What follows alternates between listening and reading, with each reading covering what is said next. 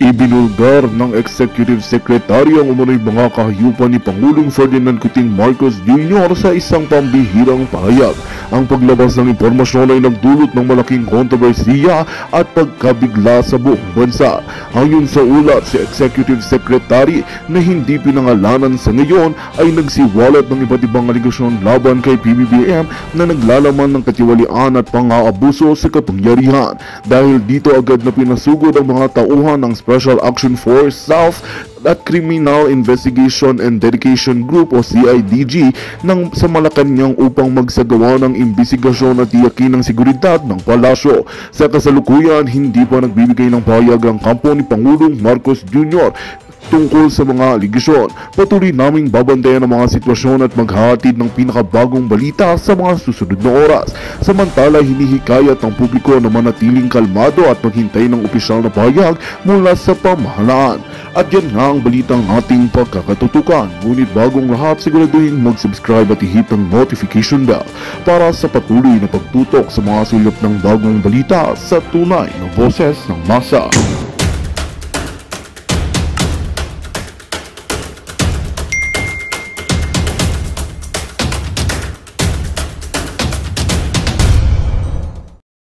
Battlefield na, Diyos ko, parang gigirahin nila. Ano gusto naman makalaban nyo? Ano tayo Pilipino? Nakita nyo naman itong lugar, holy ground. You are peace-loving people. Why are you doing that? Yun nga ma'am, sabi ng ating mga kababayan na naka-witness po dito sa mga pangyayari sa ating live stream, kapuna-puna yung mga mahabang baril, may machine gun pa na parang lulusob doon sa Marawi. Parang lulusob sa gera. Aba, sabi ko, gano'n na ba talaga? Sabi ko, kilala nyo ba sinong nilulusob nyo? Kilala nyo ba sino si Pastor Kibuloy? Kilala nyo sino si Pastor, ha? Alam nyo ba ang ministry niya? Nagrally na kami dito, MJ. Sinabi ko, kung kilala nyo si Pastor Kibuloy, hindi ba gawin ito? Meron man kaya kayong mga puso. Alam gusto nyo ba, di ba, dapat proteksyonan nyo kaming mga mamamayan? May proteksyon pa ba kami sa inyo? Ba't kayong lumulusob sa amin? Alam, maasahan namin sa gobyernong ito. Kayo mismo lulusob dito sa mga inosenteng tao. Isang lugar na napakaganda at peace-loving, holy. Isang holy na lugar. Tapos ganun yung asta ninyo. Para kayo mag-a-attack ng mga kriminal. Sabi ko, siguro napag-utusan kayo. Sino ba talagang susundin nyo? Hindi na nga Pinoy yung gobyerno ngayon. Wala na. Hindi na. Sabi ko. Saan na kayo papanig? Sabi ko, doon sa nag-utusan nyo, kilala nyo naman, alam nyo naman. Huwag kayo magbingi-bingihan. Huwag kayo kasi do not pretend that you don't know what's going on in this country, in this kind of administration. Huwag kayong magbulag-bulagan. Ano ba nangyayari sa bansa natin? Anong klase administrasyon ba ito? Alam nyo, yung mga opisyal, wala namang karason-rason pinagtatatanggal. Lahat iniipit. Wala nang justice. Sabihin nyo kami na mag-obstruct ako ng law. Walang law. Wala nang law dito. Kaya gano'n na until now, hindi pa mataas pa masyadong level ng ano dito, MJ. Kasi they're still here, they're surrounding us. Wala. Nandito pa sa gate yung mga kapatiran lahat. Walang tulog, walang tulugan. Alam niyo naman ilang buwan na tayo naghihintay. We're protecting our place, our property. Most of all, our pastor. Dahil innocent si pastor, alam natin ang katotohanan. Opo, we will not take it sitting down. Opo. Ma'am, simultaneous din pala ito, ano? Meron din nangyayari sa Prayer Mountain sa Tamayong. Prayer Mountain. Yes, sabay-sabay nga lahat nga ng compound natin. Ganun sila. For no reason at all. At bukod At bukod nga doon sa nabanggit po ninyo, ma'am, na naka-full battered gear yung mga otoridad, abay, gaano ho ba karami itong mga pumasok na mga CIDG batalyon itong pumasok dyan sa compound, ano? Oo, marami. Nakaabang pa. May pulis, ha? Different yung pulis. Different pa yung yung mga military. Kaya naka-full battle gear. Nako, Diyos ko, yung mga magazine nila naka-ekes. Ay, aba, papunta na sila sa gera. Ganun yun. Naka-ekes lahat. Naka-ready. They are all ready. Lahat ng gate natin. That's why, nasa gate 1 ako. Nag-attack sila kanina din sa gate 2 sabay-sabay. That's why, nasa gate 1 ako. We were ready. We were really running around. Because we saw. Di rin talaga basta-basta. What's going on in this country? Why are they doing this? Ano ba nangyayari? Wala na. This country is going to the dog kung magpapatuloy ito. Yun ang sinabi ko. Saan ba kayo sumama? Sa katotohanan? Doon sa totoo? Yes. Opo, itong mga kapatiran natin, mga missionary workers, ito ay mga mapayapa, ma'am, na sumasama doon sa raiding authorities dahil marami sa ating mga kababayan ang nag-worry. Baka raw magkaroon ng tanim ebidensya, tanim bala, tanim droga. O kaya nga lahat talagang sinundan sila, sinamahan talaga sila.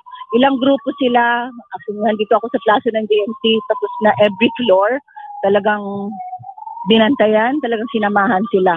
We will not let them put anything.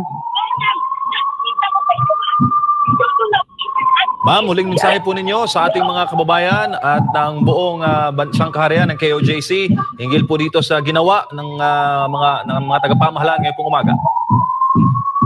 Sa lahat ng mga kapatiran, sa lahat ng members, full-time workers, lahat ng mga sympathizers ng KOJC dito sa Pilipinas, maging sa iba't ibang dako ng buong daigdig na alam nyo ang nangyayari dito ngayon. Idalangin natin lahat. Ang pananawagan ko, magkaisa tayong manalangin na talagang tatapusin ng Ama ang mga nangyayaring ganito, yung panggigipit, the injustice happening in this country. This is just too much. At alam natin, the Father is going to make a stop on this. Remember this day. Tandaan nila ang araw na ito na ginawa nila ang paglapastangan sa lugar na kung saan alam mo, dito pinili ng ating Ama. Remember this day sa lahat naman nakikinig ngayon. This will be the start of the downfall of this corrupt and evil regime. This administration is going down. I tell you, so yan yung mensahe. Wala na. This is it. Wala na. This is a country that's lawless. And we have a school. Hindi na lang nila respeto. May eskwelahan tayo dito. Ganun sila. Wala na.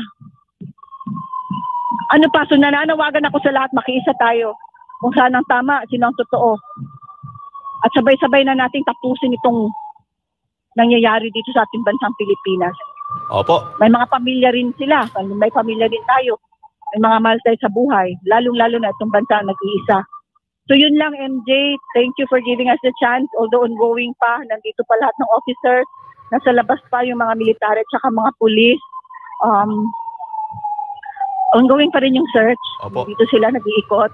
So, we're just so thankful to the Almighty Father na alam natin na siyang mangunguna sa atin. Protection na niya, lalong-lalo natin mahal na pastor, Pastor Apollo C. Tibolor. So, yun lang. Opo. Maraming salamat. Si Ma'am Eleanor Cardona po, ang Executive Secretary ng The Kingdom of Jesus Christ, partner. Tandaan yung araw na ito, June 10, 2024. Yun.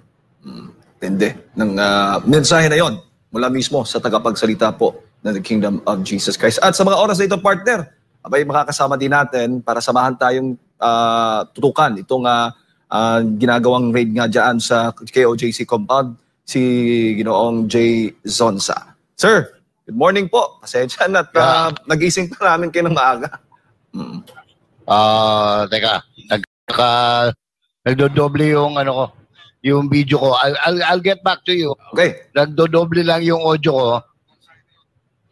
Oo. At syempre, partner, matanong din natin. Dahil si Sir Jay, ay na-experience niya itong mga ganitong pangyayari noong panahon ng martial law. Oo nga eh.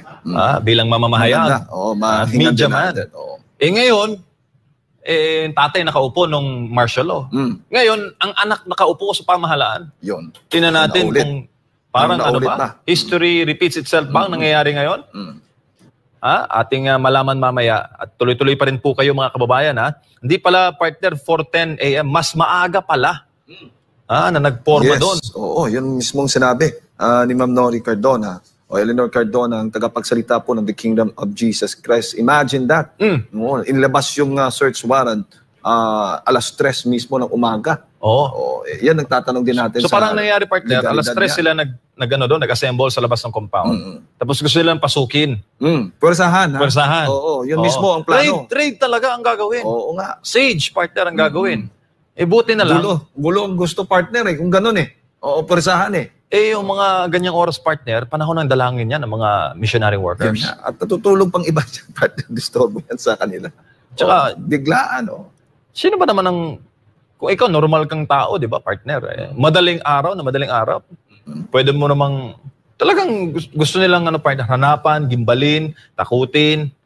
At hindi titigil, partner, itong mga missionary workers na patuloy na protektahan itong mga compound mismo, yung pong ginagawa nila, hindi po yan titigil hanggat hindi po bababa. Ayan mismo, hindi na bababa sa pwesto yung nakaupo mismo na pangulo ng ating bansa. Yan po talaga ang kasi itong ginagawa nila talagang abuso na po ng kapangyarihan, sabi nga po ng tagapagsalita mismo ng the Kingdom of Jesus Christ. Ayan, nakabalik na si Ginoong Jay. Sir Jay, good morning. Good morning. So Jay, noong panahon ng martial law, parang normal itong mga ganitong insidente. Pero ngayon, kung nagbabalik yung alaala na nakaraan, Sir Jay, sa ginawa nila ngayon sa KJC compound. Sandali, bakit nagdodoble itong aking audio? Ano pala? Sir Jay, ayan. Ayusin lang natin. Ayusin lang natin yung audio ni Sir Jay. Sabi ni Kenzo Sato, pray for our country. Hindi na po ito tama. Mga taga New Zealand naman, magandang umaga sa inyo mga kababayan. Fully support sila sa KJC. Hindi na, kasi natuto mga Pilipino. Sabi ni Marlita Garcia. Kung ano raw nakita sa ama, yun din yung gagawin ng anak. Anong ginawa po ninyo mismo? Kay Pastor Kibuloy, talagang pagsisisihan ninyo ang araw na ito. Ginawa po ninyong pag-abuso at paglabag sa karapatan mismo ng mismong butihing pastor. At lalo na po dyan po sa mismong compound ng the Kingdom of Jesus Christ. Si Rowena Ponce, ilang taon pa tayo magdurusa sa administrasyong ito? Sabi ni Akira Takeshita, yes, amen. Mark this day, June 10, 2024, the beginning of the fall down of the beast administration. Ako, partner. The Father Almighty is not sleeping. This battle is ours. Ito pa namang mga nananawagan, itong mga nakikita mo, missionary workers, kabilang ito sa mga sumuporta sa administrasyong ito, sa Pangulong Bongbong Marcos. Abay, lalo pang ginagalit ngayon. Mas lalo pang nadadagdagan yung mga nagiging galit sa administrasyong ito dahil sa ginagawa na ito ng administrasyon dyan mismo kay Pastor Kibuloy at compound ito. Sabi ng ating mga kapatid partner sa Banawen, gainaya nila yung ginawa sa US sa ating mga compound simultaneous. Madaling araw din. At ano din partner, full battle gear, naka-full battle gear itong mga pulis na lumusob. So may pattern partner. Yun. Diba? May pattern. Naalala ko yun, partner. Pursahan din yun. Pursahan din. At alam mo ang epekto nun, mismo doon sa mga bata, sa mga kababaihan o mga matatanda. Talagang trauma, partner. Na-trauma. Dahil nga sa matataas na kalibre ng armas, ang dala naka-full battle gear din. At partner, binabati din natin yung mga kababayan natin dyan sa Japan, nanunood. Sinasabay tayo ngayon, nakikisa sa ating live coverage. Nanunood ang buong bayan, di lang sa Pilipinas, kundi sa buong mundo, maling-mali ang ginawa ng administrasyong ito. Nakakagigil watching from Japan. From Guavin Reyes. Sabi niya dito, walang ginawang masama si Pastor Apollo C. Kibuloy, puro kabutihan. Bakit ganito ang ginawa ng administrasyong ito? Pilipino sa buong mundo, magkaisa na tayo. Ayan. Sabi ni Marites Bellucido, grabe ang gulo ng administrasyon na ito. Sabi ni Teacher Nina, OA sa battle gear, partner. Partner, shoutout nila natin, partner, yung mga nanonood ngayon sa YouTube channel ni Maharlika o sa mga social media accounts dahil naka-live din tayo. Oo. Samantala, nasa ating linya si Attorney Dana Tolentino Fuentes, ang isa po sa mga legal counsel ng The Kingdom of Jesus Christ. Attorney, maayong buntag. Live po tayo buong mundo. Maayong buntag. Si Jade at si MJ po. Good morning, Jay. Yes. Apo. Ma'am, ano po ang sinasabi kanina? Nakita po namin sa live feed. Kausap niyo po mismo yung mga taga-PNP SAF, taga-CIDJ. Ano po ba ang kanilang paksa? Ba't napaaga sila ng punta ngayong araw? Nag-serve sila ng search warrant against Pastor Apollo Kibuloy and the 5 other accused in the cases that were filed against them by the DOJ, which are now the warrant of arrest, not search warrant, the warrant of arrest pending against Pastor Apollo Kibuloy and 5 other people, which are now pending in Pasig City. So, na-search na po ang Bible School, na-search na po ang Jose Maria College, na-search na po ang Kingdom. Ngayon, there is only one more area to be searched, yung hangar na lang, and we are on our way there in a little while. Ma'am, warrant of arrest, pero gusto pwersahan po ang pagpasok. Legal po ba yun, ma'am? Hindi, sir. Actually, sir, hindi naman sila nagpwersa. Kaya na, I understand they were about to tear down the gates, but cooler heads prevailed. And so now they are doing this in a very orderly manner. Wala namang no untoward incident so far. And it's all very peaceful and very fast. And the kingdom members were all cooperating, and they opened all the doors that the police asked them to open. Ang nandito po ang mga taga CIDG, mga police po, together with their legal team also. Ma'am, attorney, si Jade po ito. How about po yung oras at ang dami po ng mga otoridad na talagang nais pumasok po dyan? Wala po bang nilalabag po ito? I understand there are a lot of people here now. In fact, I think we are using 2 lanes of the highway here because of the number of people. But thank God, like I said, the Colonel Lauren, who is the head of the team here at the JMC, Jose Maria College, was very cool. And so we were able to do this in a very peaceful manner. Ang pinapapasok lang ho namin are teams of 16 people per team. So 16 people search JMC, 16 people search the Bible School, 16 people search the Kingdom. Pero, and only 16 people again will be entering the hangar. Opo. Pero normal ho ba yung makikita po ninyo na naka-full battered gear talaga sila, itong mga otoridad natin, at si pastor lang naman po ito at hindi naman po marahas yung mga members? Well, no, this is not normal, but then like I said, these are not normal times, so we just have to go with the flow now here and try to be just as keep calm as possible. Attorney, batay po sa batas, yung po bang pag-i-issue ng search warrant ng alas 4 ng madaling araw o 3 madaling araw, ano yun? Normal ba yun, ma'am? O legal ba yun? Actually, the search warrant was not issued at 4 a.m. It was issued before, but it was only implemented today. So, yeah. But at least we were, like I said, cooler heads prevailed, and we were able to have the rule of law prevail in the implementation of the search warrant. Ma'am, alam po natin si former President Duterte ay administrator po ng Kingdom Properties. Meron po Yes, bang po. mga pag-uugnay doon kay dating Pangulong Duterte sa mga ginagawa ngayon ng taga-CIDG at mga kasundaluhan? Well, we all know that Pastor Kibuloy and former President Duterte are good friends. We can only surmise about the things that are happening now. But as far as I know, they are trying to implement just the warrant of arrest in the criminal cases filed against Pastor.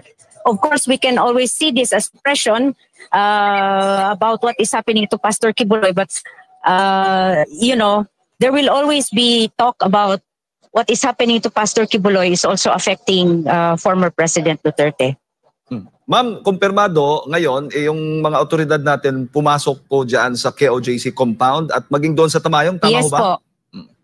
Sa Tamayong, I have no idea, but I understand the police are everywhere in all the areas or compounds of the kingdom, including Prayer Mountain, Glory Mountain, and the other areas.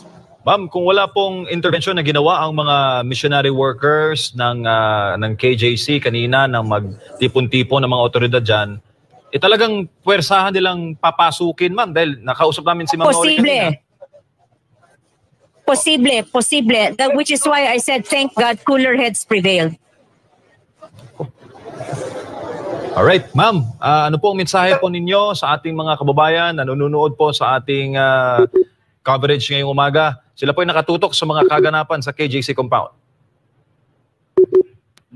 Naku. Wala. Ang BCC Attorney Diana Tolentino Fuentes. Pero at least nakuha natin partner yung pahayag mismo ng abogado ng the Kingdom of Jesus Christ, nakatutok po dyan sa mismong KOJC compound. Nakuha natin partner ang kumpirmasyon na yun nga, may attempt Warrant of na arrest. puwersahan ang gagawin na Yes. pagsiserve ng arrest warrant laban kay Pastor.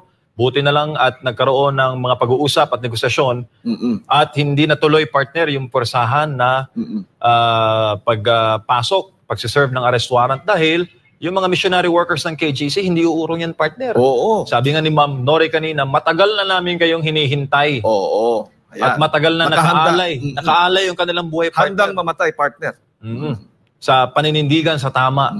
At sa atin, lahat ng mga KGC, yan po, nasa panig na katotohanan. Nakikita po natin ngayon, live, itong pag-uusap, yung mga abogado nga ng the Kingdom of Jesus Christ. Kanina, yan si Atty. Dinah, sa kanan po, mga kababayan, ang nakausap po natin kanina, talagang abalang ngayon. No? Dahil nandyan po ngayon yung batalyon ng pwersa nga ng mga otoridad ng CIDG na pumapasok po ngayon, nagre-raid dyan po sa compound ng KOJC sa Davao City. At bukod po dyan, yung sa Tamayong din, sa Davao City, kasalukuyan din na isinasagawa yung pag-raid. At halos siguro, partner, tapos na yung ating mga otoridad sa pag-raid. Sabi nga kanina, yung hangar na lang, banda, yung pinapasok ngayon, nire-raid ng mga otoridad. Yung may chopper na paikot mismo sa compound, partner. Tsaka, partner, yung Kingdom Compound sa Davao, nasa Philippine-Japan Friendship Highway. Pag dumaan ka dyan, talagang pansin na pansin mo yung compound kasi ang ganda ng Kingdom. Oo nga. Talagang mako-curious sa mga dadaan ngayon dyan. Ano bang nangyayari? Ba't maraming pulis? Ba't may maraming sundalo? At ba't may maraming mga tao sa gilid? Sabi yung 2 lanes ina-occupy na, partner, dyan mismo sa labas ng compound. Dahil nga sa dami ng tao, kikita po ninyo, at maging yung ating mga otoridad na pumapasok po mismo dyan sa compound. Samantala, nasa ating komunikasyon na si Sir Jay Sonsa, isa pong veteranong mamamahayag. Malaman natin ang kanyang sapantaha sa ginagawa ngayon sa compound ng KOJC. Sir Jay, maayong buntag. Good morning, Jade. Good morning, MJ. Magandang umaga po sa lahat ng mga nanonood sa atin. Opo, maraming salamat, sir. Sa mga nangyari ngayon sa KOJC compound, yung bang alaala mo nung panahon ng batas militar ay nagbalik? Kanina, nung unang siguro mga little past 3, nakatanggap ako ng isang message mula kay Mr. Sabala informing me of police in full battle gear proceeding somewhere in Tamayong at saka dito sa may malapit sa airport, no? So ang ginawa ko, I check on the on my sources diyan sa CIDG. Yun nga, nung little past 4, nakita ko na nandiyan na sila sa may video feed na galing sa atin dyan sa may SMNI, no? Davao. At mabuting-mabuti na lang at kaagad naman sigurong natawagan sila Attorney Attorney Tolentino. Nakita ko na rin na namagita na rin sila Attorney Kay Laurente. Hindi ko lang alam kung nasa area ng Tamayong si Attorney Ambrosio kanina sapagkat tama yung sinasabi ni Attorney Tolentino kanina at saka ni nung ating executive officer dyan sa KOJC na ang balak siguro nila ay pumasok ng persahan kasi alam ko pag CIDG, matagal na tayo nakakasama nila, wala namang hindi they just come with the search warrant at saka yung warrant of arrest, no? Usually ang dala lang niyan ay sidearm. Nakapagtataka lang na ngayong umaga, ngayong madaling araw ay sabi ko nga, unang impression ko, Jade, saan bang gira papunta itong PNP SAP, no? Yun nga eh. Mabuti na lang at dyan naman siguro because of the training, si Colonel Loren kanina, noong dumating yung mga abogado ng KOJC at ng SMNI at ng Jose Maria College, ay naman, very calm and collected sila na nakipag-usap at yun nga, ang napagkasunduan is anong tawag nito, by team ang papasok doon sa identified. Kung nakikita mo kanina sa coverage sa Jade and MJ, may pieces of documents na binabasa si Attorney Tolentino Yung kasi doon nakapaloob yung lahat ng lugar na pupuntahan nila. So the arrangement was made, I understand, na gawin ito by section, by team. At doon naman ko, ang isang napansin ko naman na magandang ginawa ng mga miyembro ng KJC is to document every move, every behavior, at kinuna na isa-isa pati pagbumukha ng mga pulis just in case, ano? So kung tama yung pagkakarinig ko na 16 per team yung dineploy nila, tinitingnan ko rin yung deployment ng KJC ng documentation na parang 1:1 or 1:2, no? Bawat dalawang missionary worker ng KJC ay dinodocument bawat kilos ng bawat isang pulis. So para alam mo, hindi mo masiguro, baka mamaya may magtanim dyan, may magtaklot. Hindi naman natin pinag-iisipan na masama yung mga pulis natin, no? Bagamat hindi mo maalis din. Alam mo ba, Jade and MJ, simula nang i-post natin ito, we have already been receiving somewhere within the vicinity of 1,000 reactions from all over the world sa Facebook, no? Yes, sir. At mamaya kung may time tayo, babasahin natin yung mga reaction ng ating mga kababayan. Pero sabi ko nga, ang kapuna-puna, no? Kasi tinatanong mo kanina, ano bang naalala ko? Mabuti ang pagkakaiba lang, noong lightning yung mga raid nung martial law nung panahon ni Ferdinand Marcos Sr. Naalala ko, nagpo-programa ako nun sa radyo, bigla na lang may bumackstroke ng garan sa likod ko. Ngayon naman mas mukhang disiplinado at trained ang mga officers, no? Ang binabantayan ko rito kasi sa galaw nila yung mga ordinaryong rank and file. Kasi yung mga officer na alam natin trained dyan for 4 years academy, no? So possible nga na pero yun nga, ang hindi ko lang maintindihan, yung mga salitang, bakit pa nila ginagamit yung mga salitang, wala, napag-utusan lang ako kami ng nakakataas. I just don't understand yung mga statement na ganun eh. Simple lang, sana pagdating nila ron, excuse me ma'am, sir, kami po ay napag-utusan ng korte, ito po yung search warrant, ito po yung, anong tawag nito, warrant of arrest, paano ho ba, i-coordinate namin, sino ba abogado ninyo, sino ba mga officer dito. Dapat ganun eh, hindi yung mga pag tinanong mo, ba't kayo anong ginagawa nyo rito? Ba't kanya kayo kagadami? Sasabihin, hindi, napag-utusan lang ho kami. Asama kasi pakinggan pagka gano'n. Pag sinabing napag-utusan, ang immediate impression ng ordinaryong tao is, martial law na yata to. No? Hindi maganda eh. Siguro kasama yan sa dapat na retraining kung magkakaroon pa man, no? Pero talagang ito you can only summarize this anong tawag to, wanton display of brute force, no, by the PNP na naka-full battle gill ka, magsiserve ka ng warrant of arrest na or search warrant sa isang lugar na ang maswerte lang nga na walang mga estudyante ngayon, tapos na yung school year, kasi grabe ang trauma nito.